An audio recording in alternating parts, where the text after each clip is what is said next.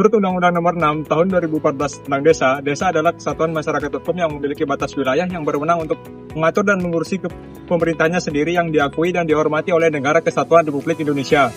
Banyak desa yang bercita-cita ingin hidup lebih maju, mandiri, dan sejahtera, namun itu semua tidak bisa terjadi tanpa adanya perencanaan pembangunan yang matang dan berpihak pada rakyat. Perencanaan pembangunan desa adalah proses menyusun arah dan strategi untuk pembangunan 1 tahun ke depan, bahkan 5 tahun ke depan. Itu semua dimulai dari bawah, dari suara dan kebutuhan masyarakat desa itu sendiri.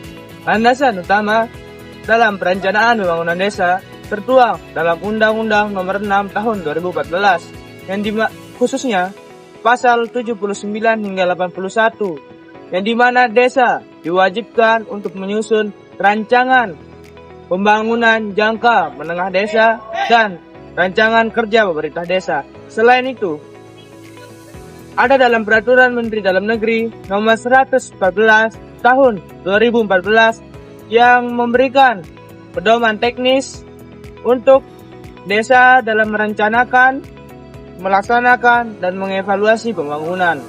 Landasan ini sangat penting agar pembangunan desa berjalan sesuai hukum dan juga datang untuk kebutuhan masyarakat. Tujuan perencanaan pembangunan desa.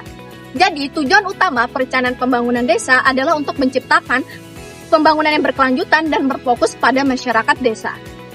Selain itu, pembangunan desa itu tidak hanya berfokus pada infrastruktur seperti jalan atau jembatan, melainkan juga pada peningkatan kualitas sumber daya manusia, ekonomi, dan juga lingkungan.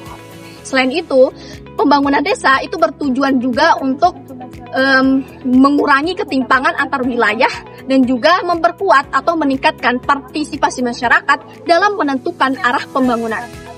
Tahap pelaksanaan pembangunan desa terdiri atas 4 langkah.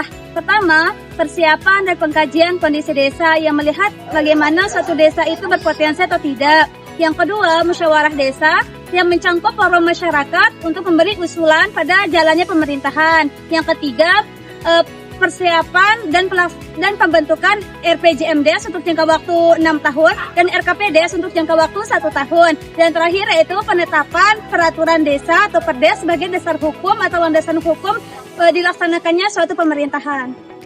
Salah satu isu yang sering terjadi adalah kurangnya partisipasi masyarakat dalam pemusyawaratan desa. Banyak sekali warga yang tidak hadir karena merasa usulannya tidak akan diterima atau tidak tahu kapan pelaksanaan itu akan terjadi. Sehingga banyak sekali bangunan yang tidak sesuai dengan keinginan masyarakat dan kebutuhan masyarakat diabaikan. Rendahnya partisipasi masyarakat disebabkan oleh kurangnya komunikasi dan transparansi penyelenggara desa dengan warganya. Hal yang bisa dilakukan adalah mengumumkan musrenbangdes secara terbuka, melibatkan masyarakat, dan menggunakan teknologi sederhana seperti grup WhatsApp. Dengan begitu, pembangunan akan lebih tepat sasaran dan dapat diterima oleh masyarakat. Jadi teman-teman, intinya perencanaan pembangunan desa itu sangat penting untuk ngarahin kemajuan desa. Jika masyarakat itu semuanya ikut terlibat, maka hasil pembangunan desa akan lebih terasa dan akan sesuai dengan kebutuhan masyarakat. Yang paling penting prosesnya itu harus terbuka, jujur, dan melibatkan semua pihak agar tidak ada yang merasa ditinggalkan. Dengan perencanaan yang baik, desa bisa maju bersama-sama dan menjadi tempat yang nyaman bagi semua anggota masyarakatnya.